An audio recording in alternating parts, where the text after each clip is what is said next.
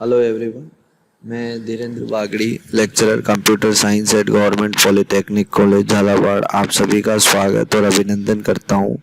Video क्रम की इस श्रृंखला में अब हम सब्जेक्ट स्टार्ट कर रहे हैं। CS 303 सब्जेक्ट का नाम है यूनिक्स एंड शेल स्क्रिप्टिंग।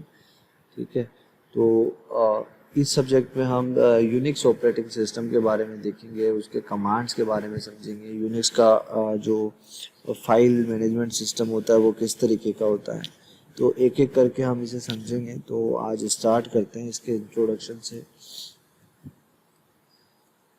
तो देखिए, ये रोड मैप है जो हम एक एक करके कंप्लीट करने की कोशिश करेंगे आज के सेशन में, कि इसकी यूनिक्स की बायोग्राफी क्या है, किस तरीके से इसका एवोल्यूशन हुआ है, उत्पत्ति कैसे हुई है और किस तरीके से इसने ग्रो किया है, एक्चुअल में यूनिक्स होता क्या है और हम इसको सीखना क्यों चाहते हैं, आर्किटेक्चर यूनिक्स का किस तरीके का होता है, ऑर्गेनाइजेशन कैसा होता है, कर्नल और शेल जो यूनिक्स में यूज़ होते हैं वो क्या होते हैं, फाइल मैनेजमेंट सिस्टम कैसा होता है, और यूनिक्स में हम लॉगिन पहली बार में कैसे करते हैं। तो इस सेशन में हम ये सीखने की कोशिश करेंगे।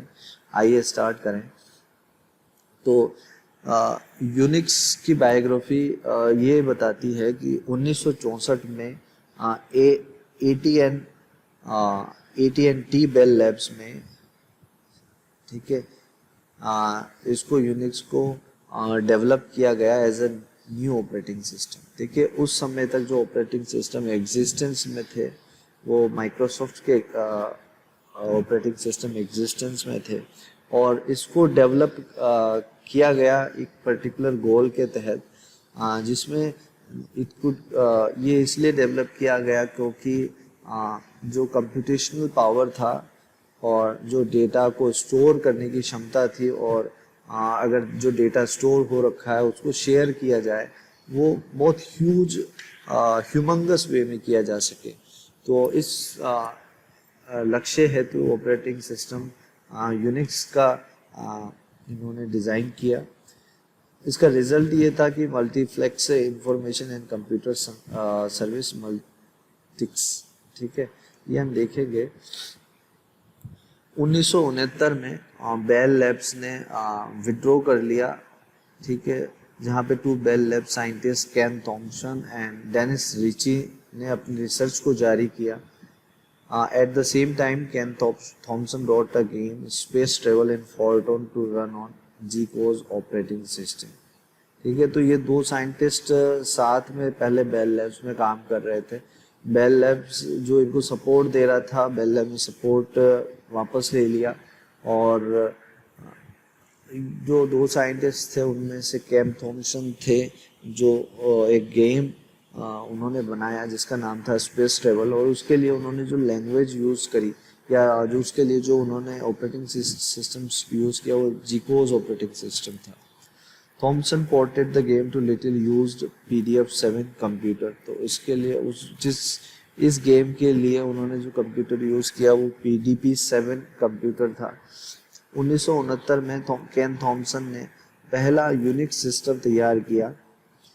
ठीक है, असेंबली लैंग्वेज में वो सिस्टम तैयार किया गया PDP-7 कंप्यूटर में। Then named unique as a pun on Multics, it is the operating system for special travel, space travel के लिए ये ऑपरेटिंग सिस्टम एक्चुअल में बनाया गया था। Game which required graphics to depict the motion of the planets. तो basically एक game बनाना था उनको, और उस गेम को बनाने के लिए एक ऐसा ऑपरेटिंग सिस्टम बनाना था जो स्पेस में होने वाली गतिविधियों, मूवमेंट को एक्चुअल में ग्राफिक्स के थ्रू आइडेंटिफाई कर सके, डिटेक्ट कर सके, ये उनका एम था। तो ये यूनिक्स की हिस्ट्री आप देख रहे हो यहाँ पे। 1969 में केन थॉमसन और डेनिस रिची ने बेल लैब्स में इसको बनाया। 1976 में एप्पल कंप्यूटर्स का निर्माण हुआ। 1978 में BSD और टाइप ई यूनिक्स एग्जिस्टेंस में आया, और 1991 में लिनक्स ऑपरेटिंग सिस्टम एग्जिस्टेंस में आया। अब यूनिक्स क्या है वो समझते हैं। The low level software which handles the interface to system, hardware, input, output devices, memory, file system, etc. Schedules tasks and provide common core services such as basics user interface. देखिए operating system से तो आप भली बात ही परिचित हैं, आपने operating system पढ़ा भी है, उस पर काम भी किया है। ऑपरेटिंग सिस्टम से तात्पर्य यह होता है एक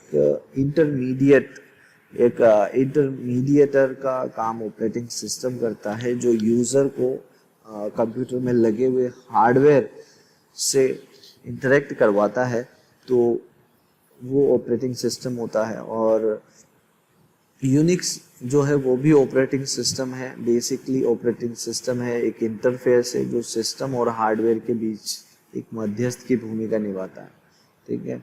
अब इसकी प्रॉपर्टीज देखें तो ये पोर्टेबल है। पोर्टेबल है मतलब ये एक सिस्टम से दूसरे सिस्टम में यूज़ किया जा सकता है। मल्टीटास्किंग का मतलब ये एक से ज़्यादा काम कर सकता है। मल्टी यूज़र का मतलब एक से ज़्यादा एक से ज़्यादा यूज़र्स इस ऑपरेटिंग सिस्टम पे एक काम कर सकते हैं एक साथ।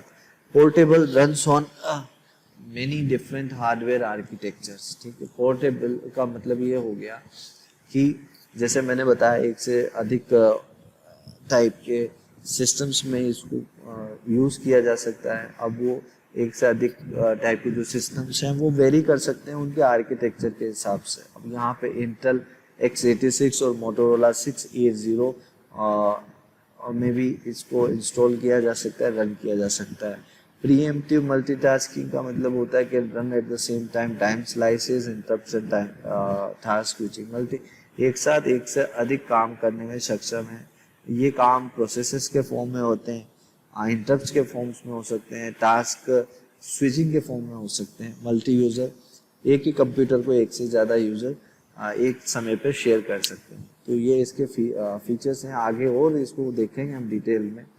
uses a simple uniform file model which includes devices and access to other service in a flexible hierarchical file system.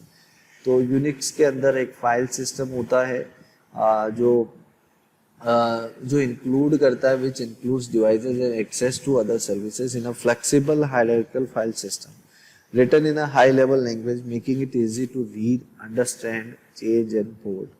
तो जो यूनिक्स को बनाया जाता है उसकी कोडिंग करी जाती है वो सी लेवल लैंग्वेज, सी में की जाती है। High level language C programming का यूज किया गया है। Command prompt is simple user process the Unix shell which is also convenient job programming language. तो यूनिक्स में जो कमांड लाइन यूज होता है जिसको अपन यूनिक्स शेल बोलते हैं, ठीक है, तो वो एक्चुअल में जो भी यूजर अपना कमांड देता है यूजर को ऑपरेटिंग सिस्टम को, इसके थ्रू दे सकता है। Include supports for regular expression which are convenient complex searching. बहुत सारे जो रेगुलर एक्सप्रेशंस होते हैं उसके लिए काफ़ी सपोर्टिव है। जब भी आपको कोई कॉम्प्लेक्स सर्चिंग करनी होती है तो वहाँ पर बहुत अच्छे से ये रोल प्ले करता है। फिलोसॉफी की बात करें तो यूनिक्स में सब कुछ फाइल के फॉर्म में होता है। इवन हार्ड डिस्क, आपकी जो भी अलग अलग ड्राइवर्स हैं, जो भी सॉफ्टवेयर्स हैं, ठीक है, जो भी हार्डवेयर रिप्रेजेंटेशंस हैं, वो सब फाइल के फॉर्म में होता है। तो यूनिक्स में सब कुछ फाइल के फॉर्म में देखा जाता है। इवन डायरेक्टरी भी फाइल है। टास्क सेगमेंटेशन ये हम देखेंगे। A program must be portable. Portability का मतलब एक जगह से दूसरी जगह उसको यूज किया जा सकता है। Write code quickly and to share with the community. इसमें जो भी कोड होता है, चूंकि Unix open source operating system है, आप कुछ भी इसमें ऐड इंटीग्रेट करना चाहते हो उसके लिए आप कोड तुरंत से लिखकर उसको कम्युनिटी पे शेयर कर सकते हो। करेक्ट बग्स क्विकली, और इसमें जब भी कोई बग्स होता है, कुछ भी लूप होल्स रह जाते हैं तो उसको भी बहुत इजीली दूर कर लिया जाता है। फीचर्स की हम बात करें, मल्टी यूजर, जैसे मैंने आपको बताया, मल्टी यूजर का मतलब एक से ज़्यादा यूजर एक समय में इस ऑपरेटिंग सिस्टम को यूज कर सकते हैं। हायरार्किकल फाइल सिस्टम इसमें होता है। एक लेवल बना होता है इसमें फाइल्स का, उस लेवल के थ्रू फाइल्स को एक्सेस किया जाता है। मल्टीटास्किंग होता है, एक से ज़्यादा काम पॉसिबल है एक ही समय में, थ्रेड्स होते हैं इसमें, वर्चुअल मेमोरी का कॉन्सेप्ट इम्प्लीमेंट होता है।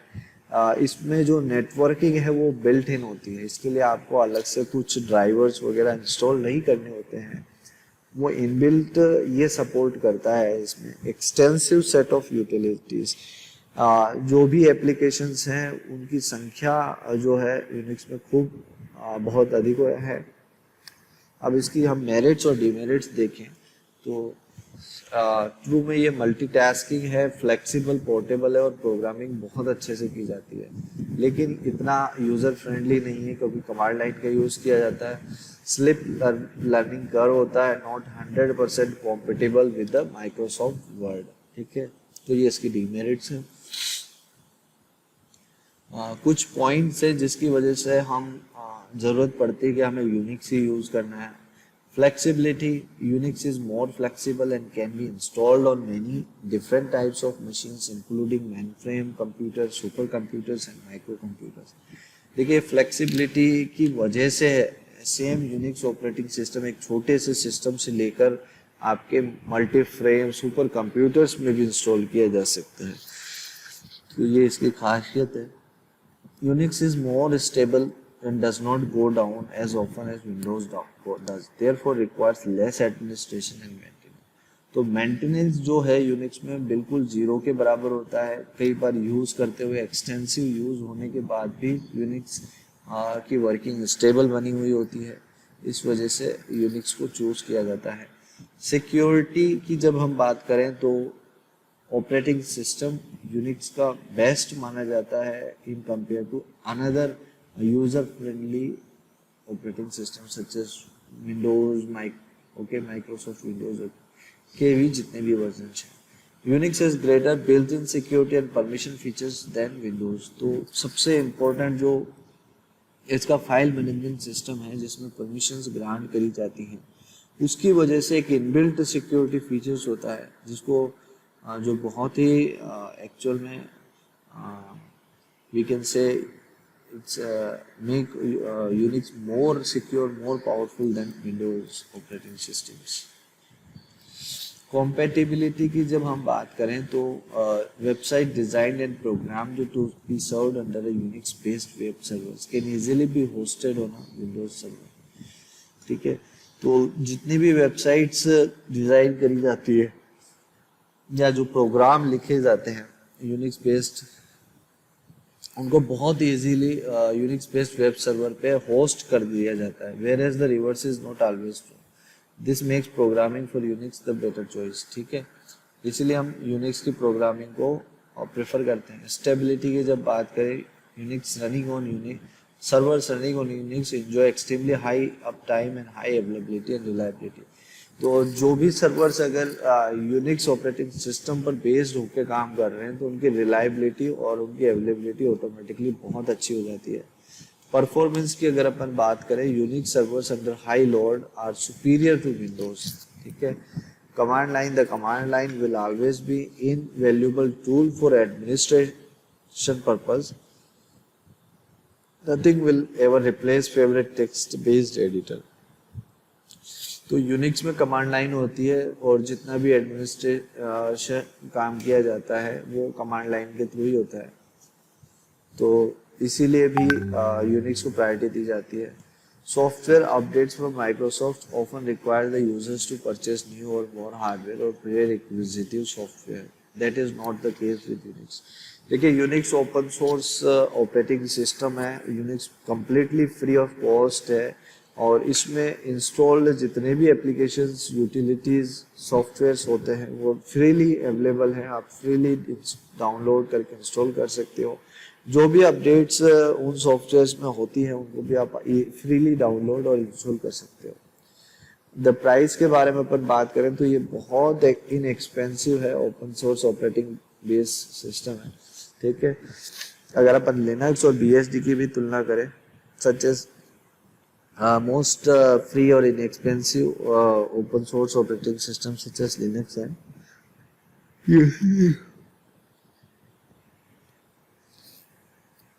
data security users are required to log in before they can do anything. Logging in restricts unauthorized use, allows all files created by users to be identified as belonging to them and if necessary visible to that user. ठीक है, देखिए ये इसका सबसे बड़ा feature है कि जो डेटा की सिक्योरिटी है बहुत हाई क्लास है। जब भी यूजर ऑपरेटिंग सिस्टम में एंटर करता है तो उसको हमेशा लॉगिन करना पड़ता है और जो भी फाइल्स उसने क्रिएट की है उसमें ही वो एक्सेस कर पाता है, किसी दूसरे को बिना लॉगिन किए हुए एक्सेस नहीं मिलता है। यूनिक्स सिस्टम ऑर्गेनाइजेशन की जब अपन बात करें तो बेसिकली जो आप यहाँ पे इनर इलेप्टिकल फॉर्म देख रहे हो तो ये आपका हार्डवेयर होता है। ठीक है, इस हार्डवेयर को चलाने के लिए कर्नल होता है, इसके ऊपर कर्नल काम करता है, ये कर्नल है और कर्नल के ऊपर कर्नल को इंस्ट्रक्शन देने के लिए आपके पास सेल होता है जिसमें आप प्रोग्राम्स लिखते हो, कमांड्स देते हो। ठीक है, और सेल के ऊपर रन करने के लिए आपके पास टूल्स और एप्लीकेशंस होते हैं और टूल्स और एप्लीकेशन को यूज करने वाला यूजर क्लाइंट होता है। ठीक है, तो ये इस तरीके से यूनिक्स सिस्टम का ऑर्गेनाइजेशन है। जो भी हार्डवेयर आपके सिस्टम में लगा हुआ है उसको यूज उसको एग्जीक्यूट कराने के लिए कर्नल काम में आता है। कर्नल को काम कराने के लिए या इंस्ट्रक्शन देने के लिए सेल की अपने को आवश्यकता होती है। ठीक है, और शेल को रन करने के लिए अपने को एप्लीकेशंस चाहिए होता है या आप डायरेक्टली कमांड लाइन का यूज कर सकते हो, डायरेक्टली सीएमडी का यूज कर सकते हो। ठीक है, तो ये यूनिक्स सिस्टम ऑर्गेनाइजेशन है। Unix system follow a layered approach, it has 4 layers. देखिए लेयर्स होती है, जो इनर मोस्ट लेयर अभी मैंने आपको बताई ये हार्डवेयर लेयर होती है। उसके बाद सेकंड लेयर जो है कर्नल की होती है, the utilities and other application programs form the third layer. और चौथी लेयर आपकी होती है is the one with the user actually interact. ठीक है, सबसे अंदर की आपकी हार्डवेयर लेयर हो गई, फिर आपकी कर्नल लेयर हो गई, फिर आपकी शेल लेयर हो गई और फिर आपकी इसको कह सकते हैं हम आपकी एप्लीकेशन लेयर हो गई। ठीक है, kernel is that part of the operating system which directly makes interface with the hardware and system. तो जो ये कर्नल होता है बेसिकली जो आप यहाँ देख रहे हो डायरेक्टली हार्डवेयर के साथ में इंटरेक्ट करता है। ऑपरेटिंग सिस्टम का ही भाग है और सबसे ऑपरेटिंग सिस्टम का सबसे नीचे वाला भाग है जो हार्डवेयर के साथ में इंटरेक्ट करता है। ठीक है, fractions provides mechanism for creating and deleting processes. ठीक है, ये मैकेनिज्म बताता है कि कैसे फाइल्स को क्रिएट और डिलीट करना है, प्रोसेस को क्रिएट और डिलीट करना है। Provides processor scheduling memory input output management. तो ये जो कर्नल होता है ये प्रोसेसर की स्केड्यूलिंग बताता है कि प्रोसेसर को कैसे स्केड्यूल करना है, कितनी मेमोरी किसको अलोकेट करनी है और इनपुट आउटपुट डिवाइसेस को कैसे मैनेज करना है। ठीक है, ये इंटर प्रोसेस कम्युनिकेशन के लिए भी रेस्पॉन्सिबल कौन होता है, आपका कर्नल होता है। 2 प्रोसेसेस आपस में रन कर रही है, रिसोर्स शेयर करना चाहती हैं तो कम्युनिकेशन होना चाहिए, तो उसके लिए जो रेस्पॉन्सिबल होता है वो कर्नल होता है। शेल क्या होता है, शेल कर्नल के ऊपर का लेयर होता है। Whenever you log in to Unix system you are placed in a shell program. जैसे आप यूनिक्स ऑपरेटिंग सिस्टम ओपन करते हो और लॉग इन करते हो तो आप एक्चुअल में शेल पे आ जाते हो। ठीक है, the shells prompt is usually visible at the cursors position on your screen. जब आप शेल को ओपन करते हो तो यहाँ पे डॉलर के साथ में कर्सर आपको दिखता है। ठीक है, to get your work done you enter, और यहाँ पे आप कमांड देते हो। ठीक है, the shell is a command interpreter, और ये शेल क्या करता है, जो भी कमांड देता है उसको इंटरप्रेट करता है और उन कमांड्स को it takes each command and passes to the operating system kernel to be acted upon. फिर ये जो शेल को जो कमांड दिए जाते हैं उनको इंटरप्रेट करके कर्नल तक पहुंचाता है और कर्नल फिर उस पर एक्शन लेता है। ठीक है, तो शेल की अगर अपन टाइप्स देखें तो शेल के टाइप्स होते हैं आपका बॉर्न शेल, ये आपका पहला टाइप है शी शेल, और ये आपका क्रोन शेल KSH। तो ये SH, CSH और KSH ये शेल के टाइप होते हैं। A utility program that comes with the Unix system। ठीक है, यूनिक्स शेल की बात करें, बेसिकली शेल क्या है, एक तरीके से एक प्रोग्राम ही है, यूटिलिटी प्रोग्राम है जो यूनिक्स सिस्टम के साथ आता है। और इसके फीचर्स होते हैं, ये इंटरेक्टिंग प्रोसेसिंग करवाता है, बैकग्राउंड प्रोसेसिंग करवाता है, इनपुट आउटपुट रीडायरेक्शन करवाता है, और pipes, shell script, shell variable, programming construct, इन सब के लिए ये रेस्पॉन्सिबल होता है। ठीक है, अब बोर्न शेल और सी शेल और कॉर्न शेल के बारे में देख लें। This is the original shell of Unix which comes with every Unix system and may be that is the reason that is so popular. It was written by the Stephen Borne at Bell Labs in 1974. तो स्टेपन borne ने 1974 में जो bell labs में जो shell programme लिखा वो ये था। ठीक है, और जो भी यूनिक्स सिस्टम आप लेते हो, जो भी यूनिक्स ऑपरेटिंग सिस्टम आप इंस्टॉल करते हो, तो बोर्न शेल ऑटोमेटिकली उसके साथ में आता है, इनबिल्ट होता है। C shell, it is a syntax that resembles that of highly popular C programming language, also developed well lab and are sometimes preferred by the programmers. तो इसमें वैसे सिंटेक्स यूज किए जाते हैं इस शेल में जो सी प्रोग्रामिंग लैंग्वेजेस में यूज किए जाते हैं। ठीक है, इसको भी बेल लैब में डेवलप किया गया था। Korn shell, it is a superset of assets developed by David Korn at Bell Labs. तो ये जितने भी शेल्स आप देख रहे हो तीनों बेल लैब्स में बने हैं। Many features of C shell including command history. तो अपग्रेडेड है ये कॉर्न शेल सी शेल का। अब देखिए जो विंडोज और यूनिक्स में फाइल मैनेजमेंट होता है वो किस तरीके से होता है। जैसे एक आपका माई कंप्यूटर नाम का मेन फोल्डर होता है, उसके अंदर आपका सी ड्राइव होता है, फिर आपका एन ड्राइव होता है। एन ड्राइव के अंदर डायरेक्टरीज हैं, ये 3 डायरेक्टरीज, और फिर इस डायरेक्टरी के अंदर ये सब डायरेक्टरी है। ठीक है, तो इस तरीके से फाइल मैनेजमेंट होता है। बट यहाँ पे जो यूनिक्स है, यूनिक्स में जो रूट डायरेक्टरी है जिसको हम इससे दिखा रहे हैं, ये रूट डायरेक्टरी है आपका। इसके एक्चुअल में इसको सब कुछ डायरेक्टरी, सब कुछ इसमें फाइल के फॉर्म में ही होता है। तो ये एक हायरार्की बनती है। रूट फाइल है इसको बोलेंगे, फिर CD रोम नाम का फाइल है, फ्लोपी है, फिर यहाँ पे यूजर्स हैं और लोकल, ये सब फाइल्स हैं। यूजर में जो यूजर्स क्रिएट किए हुए हैं उनकी फाइल्स होती हैं। फिर आपका मेल और एग्जिक ये फाइल होता है। ठीक है, तो इसमें एक हायरार्की चलती है आपकी फाइल्स के फॉर्म में यूनिक्स में, और विंडोज में डायरेक्टरीज, सब डायरेक्टरीज होते हैं। ठीक है, अब जैसे यहाँ पे आप देखिए, मुझे माई डॉग नाम की फाइल को सर्च करना है। इसका लोकेशन किस तरीके से होगा, इसका लोकेशन मैं देखूं तो ये किसकी सब फाइल है, ये मेल की सब फाइल है, ये डैन की सब फाइल है, ये यूजर की है, और फिर ये रूट की है। तो किस तरीके से लिखा जाएगा इसका, यूजर, यहाँ से स्टार्ट होगा यूजर, फिर आपका डैन, आपका mail, and then my dot dog. Okay, relative to the directory SUA। ठीक है, ये इसका एब्सोल्यूट लोकेशन है इस डायरेक्टरी का। अब ये यूनिक्स फाइल मैनेजमेंट किस तरीके से होता है ये हम अगले चैप्टर में देखेंगे। शेड्यूलिंग कैसे होती है ये हम नेक्स्ट चैप्टर में देखेंगे। Okay, thank you.